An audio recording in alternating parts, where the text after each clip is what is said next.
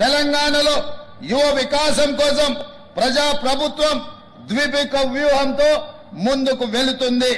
ఒకవైపు గడిచిన 10 ఏళ్లుగా రాష్ట్రానికి పట్టిన మత్తును వదిలిస్తున్నాం. తెలంగాణ ఫ్యూచర్ స్టేట్ గా మాత్రమే కాదు, క్లీన్ స్టేట్ గా ఉండాల్సిన అవసరం ఎంతో ఉంది.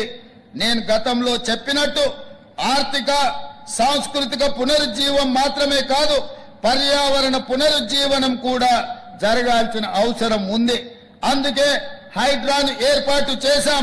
ఒకప్పుడు లేక్ సిటీగా పేరు పొందిన హైదరాబాద్ ఈ రోజు ఫ్లడ్స్ సిటీగా దిగజారిపోవడానికి కారణం గత 10 ఏళ్ల పాలకుల పాపమే.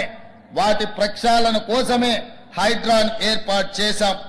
తెలంగాణలోని ప్రతి అన్నకి, ప్రతి తమ్ముడికి, ప్రతి అక్కకి, ప్రతి చెల్లెకి, ప్రతి ఒక్కరికి ముందుగా ఈ జాతీయ సమైక్యతా దినోత్సవం సందర్భంగా శుభాకాంక్షలు.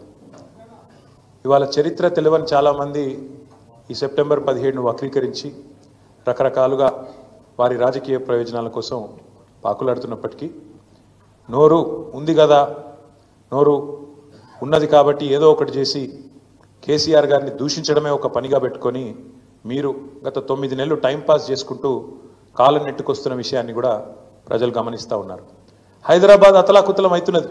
ఒకవైపు పత్రికలు రాస్తా ఉన్నాయి. ఆంధ్రజ్యోతి పత్రిక రాసింది మొన్న 28 రోజుల్లో 30 మర్డర్లు అని.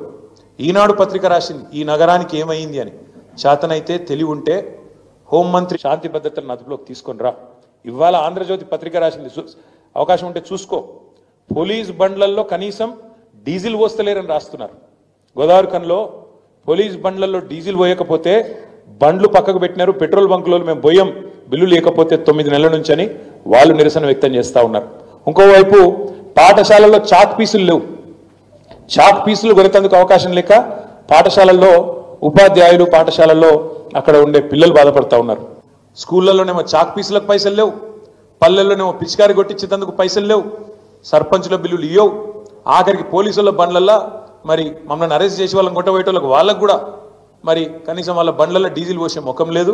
దాంతోపాటు హోంగార్డులకు కూడా జీతాలు ఇచ్చే